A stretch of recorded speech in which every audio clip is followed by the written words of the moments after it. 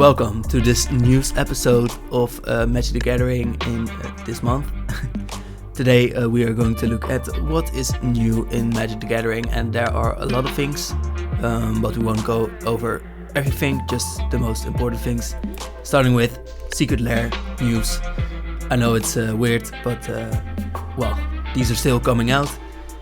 Today we're getting left-handed cards, so it is cool that we see these reprints of, for example, Say is a really big card that a lot of people love. Rograth, a little bit weird. I don't know why these cards were chosen to be left-handed ones, but one thing that I find really cool is that in Say's art you can see that she uses her left hand to arm wrestle this other person.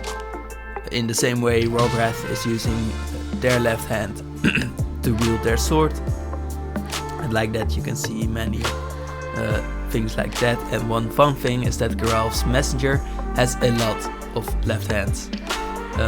So that is this Secret Lair, the only one for today. Design update. There was a design update on the Streets of New Capenna story. Not really story, the set.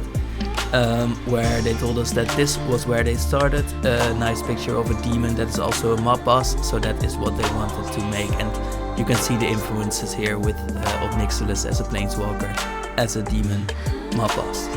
Then they told us, well, we needed 5 groups of 3 color pairs because we needed the cards around them, so they wanted to make the Ascendancy cards, for example, so they made these tricolor groups that we didn't have the Ascendancy cards from, and they made it so Broker's Ascendancy is a direct gain from that, and the same for the Broker's Charm, or the charms from all of the guilds, so that is why they made them, and then they designed it the rest around those cards. Well, they knew that the middle color that you see every time is the main color of this family. In this case, for the Brokers, for example, it is that white is the main color of them. They stand for order and shielding their friends, therefore their mechanic is shield as well. They protect their creatures. The same goes for the other colors. Connive is a really blue mechanic where you can, well, you do have to attack, so that might be a little bit weird, but you want to attack with evasive creatures, which is white and white, blue and white, sorry. And the attacking is a bit weird in blue as well, not in white. But you also get the draw and discard, and that is very blue, and then black as well. So you can see that both of those colors are in there, but blue is the thing that connects the two types.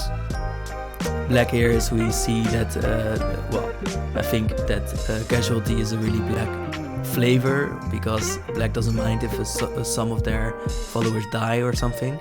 So yeah, I think that is a big win there. But I also like sacrificing things. Blitz, well, we don't have the Ascendancy card yet, but Blitz is very red, of course. It gets in, it is about the moment right now. It is about sacrificing the future for the present. And then Alliance is all about having multiple creatures, growing your group, and that is why parties can be green as well. And I think that's cool that they have incorporated this, because green and parties are very linked in both ways. We have seen it green with red in cards like Satires and stuff like that. The natural parties where they go a little bit too hard.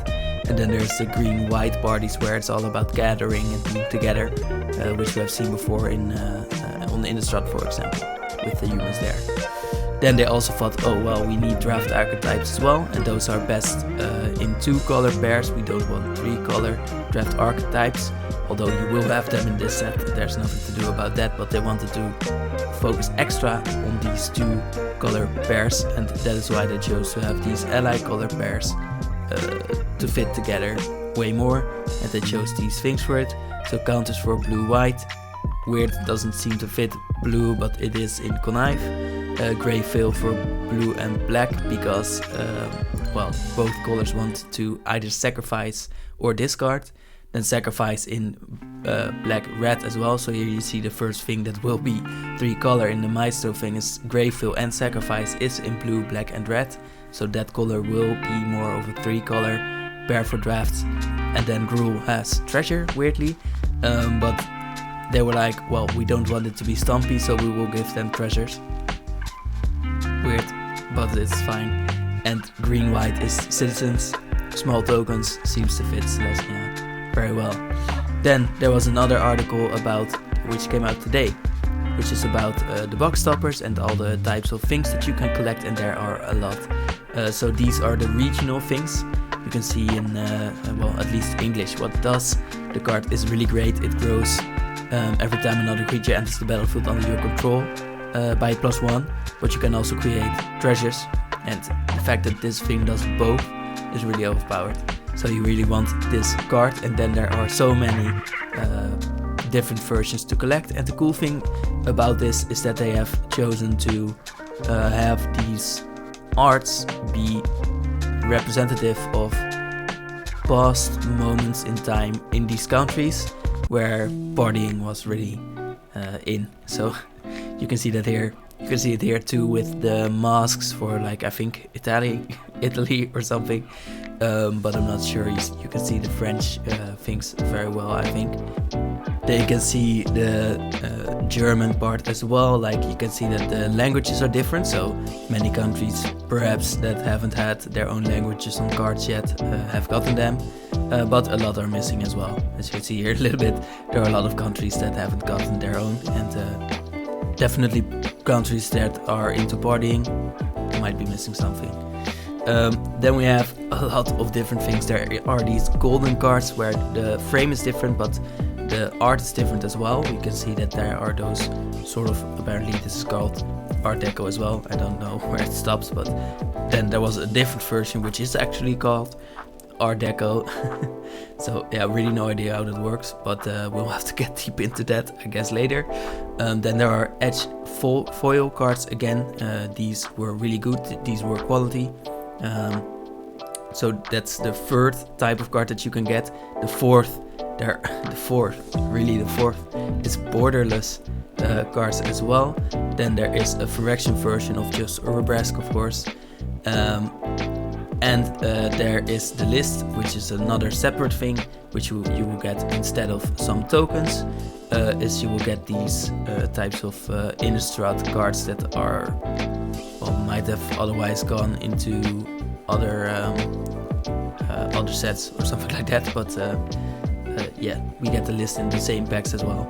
And that was the news for today. I have condensed everything that there was for this whole month into one video, and I hope you like it. Anyways, have a nice day and bye.